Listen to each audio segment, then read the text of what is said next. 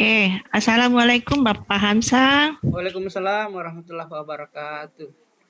Apa kabarnya hari ini Pak? Alhamdulillah baik-baik, Ibu. Iya, cuaca panas begini kayaknya asik juga untuk bincang-bincang Pak. Saya Iya, perhatikan beberapa hari ini wajah Pak Hamsa kelihatan kesal, kelihatan murung. iya, Ada apa sebenarnya Pak? iya Bu. Ini kebetulan sekali ini ketemu dengan Ibu Sulastina. Jadi saya akhir-akhir ini memikirkan ini siswa saya di kelas itu semenjak pembelajaran daring, siswa-siswa itu lebih asik dengan HP-nya. Ini saya takutnya mereka itu tidak memperhatikan pelajaran mereka. Nah, ini yang masalah yang saya hadapi sampai sekarang. Saya belum tahu apa solusi yang harus saya ambil. Ya. Oh begitu ya Pak. Jadi ini jadi permasalahan global kayaknya Pak ya? Ya, Semua sekolah demikian sejak masa pandemi. ya mungkin saja seperti itu, Ibu. Nah, inilah yang Iya. mungkin saya berharap sekali dengan bincang-bincang ini Ibu bisa memberikan apa arahan-arahan atau apa untuk saya sehingga kemudian bisa uh, dapat solusinya. Iya, jadi sebenarnya solusinya bisa paham satu temukan sendiri. Tapi lewat diskusi ini mari kita coba ya Pak ya. Ya, insya Allah Ibu. Iya, jadi yang saya ingin tanyakan ini Pak, bagaimana sebenarnya situasi yang Pak Hamzah hadapi sekarang di kelas maupun di luar kelas? Bagaimana dengan anak-anak Pak Hamzah, murid Pak Hamzah? Ya, itu ini setelah pembelajaran tatap muka ini saya melihat baik di dalam kelas ataupun di luar kelas siswa itu kecenderungan main gadgetnya, main HP-nya daripada Oh ya, memperhatikan pelajarannya. Nah, itu yang saya risaukan. Sampai saat ini saya belum tahu apa yang harus saya lakukan uh, ya untuk mengembalikan bagaimana semangat belajar siswa-siswa ini.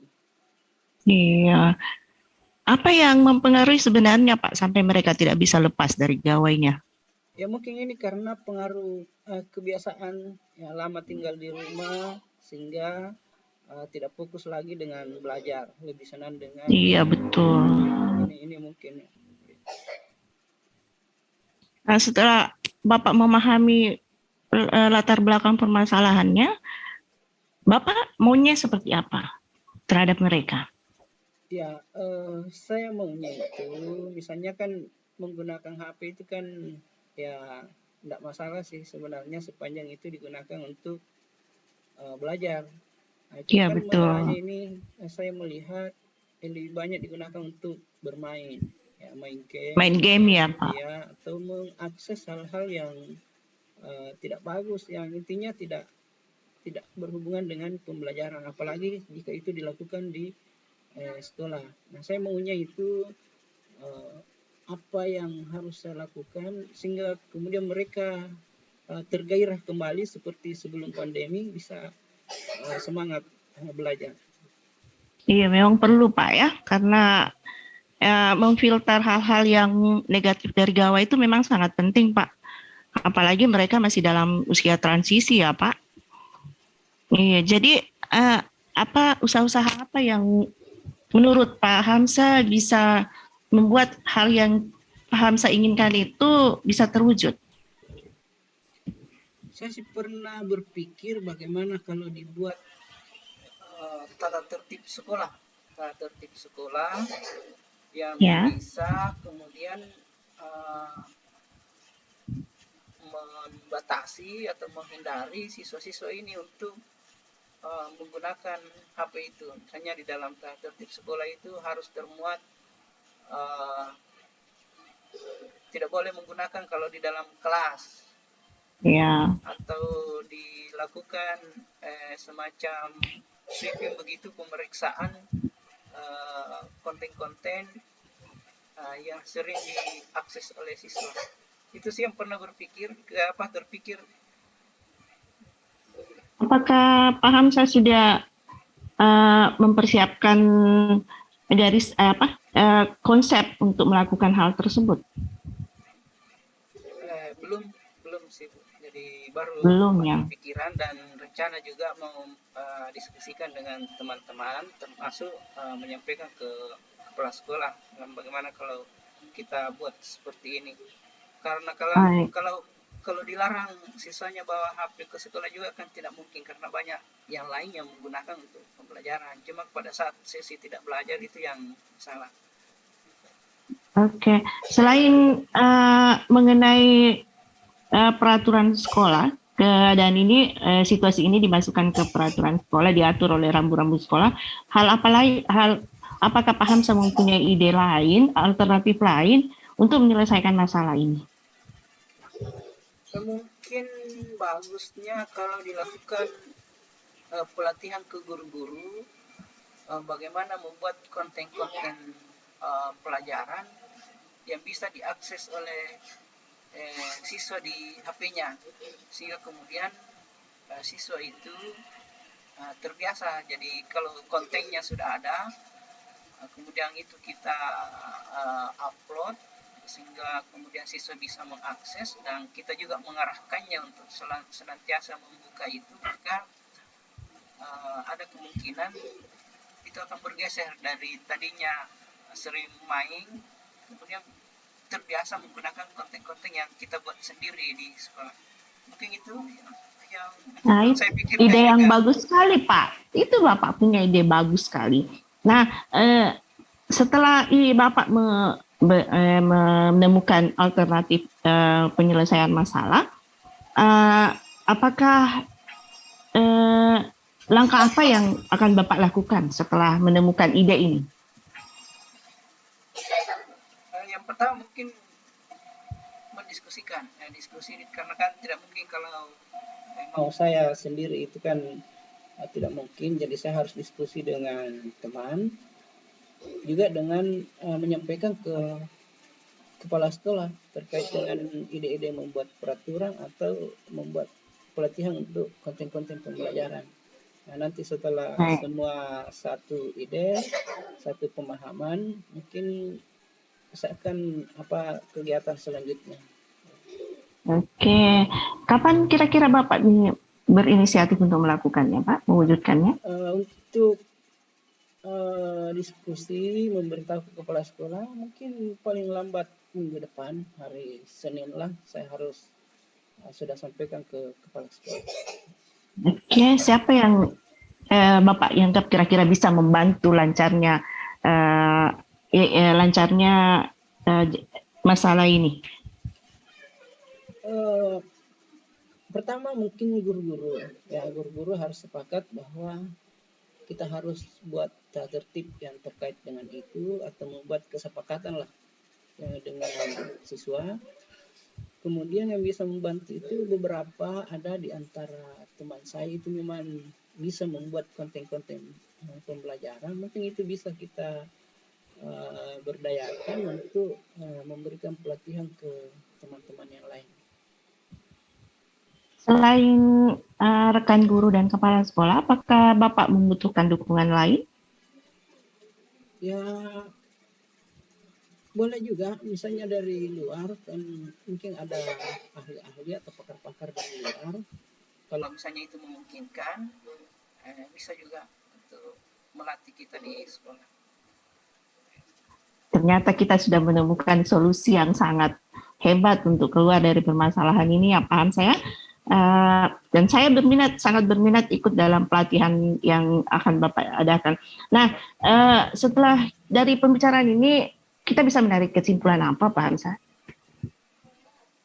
Ya, bahwa untuk mengatasi masalah ini, mungkin itu tadi saya harus koordinasi dengan teman-teman di sekolah bagaimana supaya bisa buat peraturan, dan teman-teman guru bisa membuat konten-konten pembelajaran yang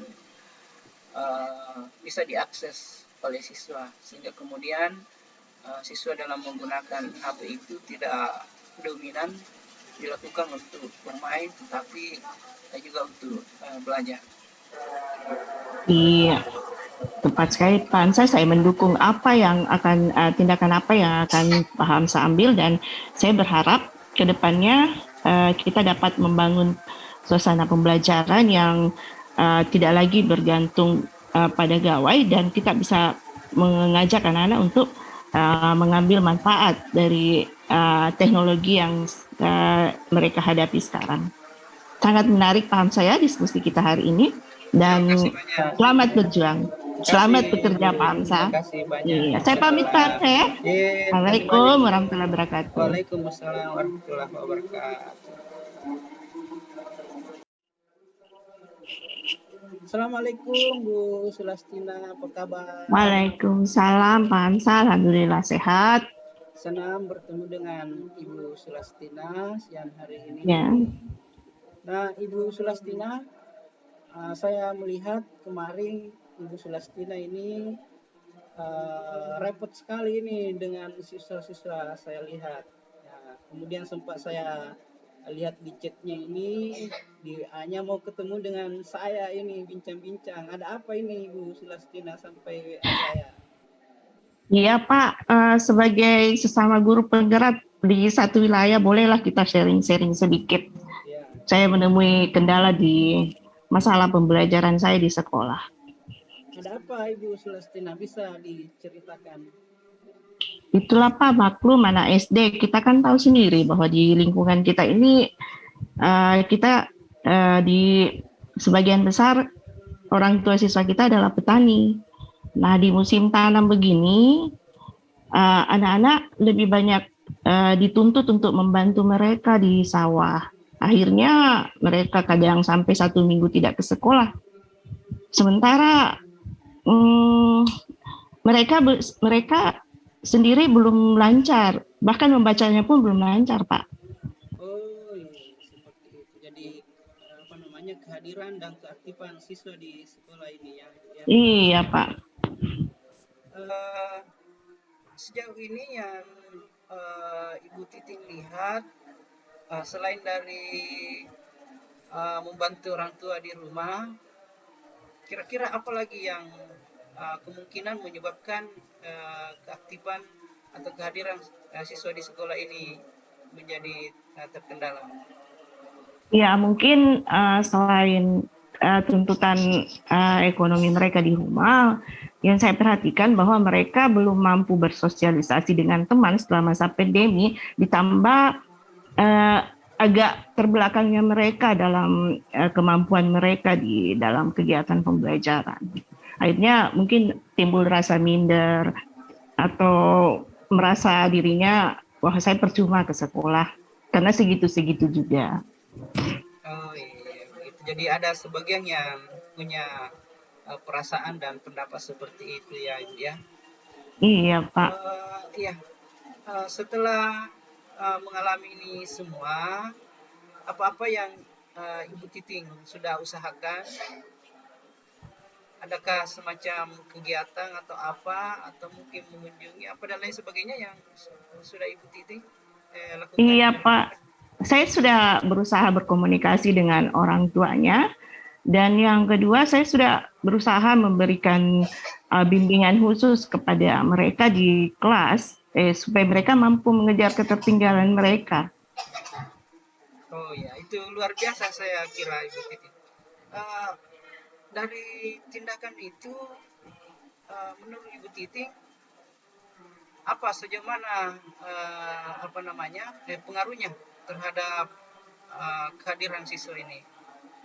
Iya Pak, dari komunikasi saya dengan orang tua itu, mereka bisa membantu saya, tapi untuk 1-2 hari siswa saya tersebut harus kembali ke rutinitas mereka sebagai petani, membantu orang tua. Dan yang kedua, ada sih ada banyak kemajuan dengan melalui pembimbingan khusus, tapi tidak kontinu kan, karena kehadiran mereka ke sekolah itu sangat-sangat kurang. Itu kan mungkin Ibu Titing lakukan sendiri. Iya. Tidakkah Ibu Titing selama ini mungkin berusaha atau ada yang bisa membantu Ibu Titin untuk keluar dari masalah ini? Saya sudah mengkomunikasikan hal ini dengan rekan sejawat saya, utamanya guru-guru honor yang kadang tidak mempunyai jam mengajar, termasuk petugas perpustakaan.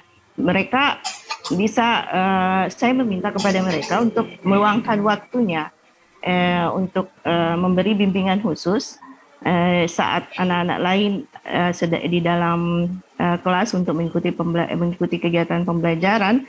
Jadi saya pikir tidak mengapalah mereka ke perpustakaan untuk dibimbing khususnya dalam mengejar ketertinggalan mereka di bidang membaca.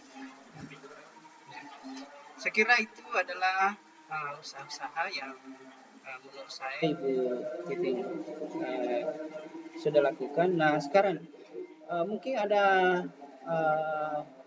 ide-ide lain ya yang Ibu Titin selain dari usaha-usaha tadi yang bisa Ibu Titin lakukan kembali untuk mengaktifkan siswa ini. Iya Pak, saya akan berusaha mengadakan bimbingan di luar jam pelajaran dan berusaha untuk mengajak rekan mereka menjadi tutor sebaya. Siapa tahu dengan jika rekan mereka sendiri yang mengajar, mereka lebih bersemangat melalui kegiatan belajar kelompok. Saya kira itu bagus sekali. Ibu Titin, kira-kira kapan Ibu Titin bisa laksanakan?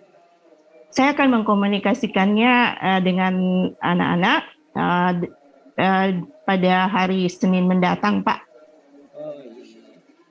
Saya kira itu bagus sekali, Ibu Titin. Kira-kira dengan perbincangan ini, Ibu Titin, apa yang bisa Ibu Titin ambil untuk keluar dari permasalahan?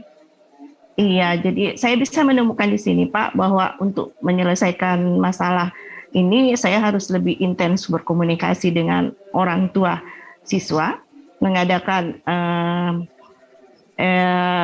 bimbingan khusus di luar jam pelajaran, serta melibatkan guru lain dan petugas perpustakaan untuk membantu saya dalam melakukan pembimbingan.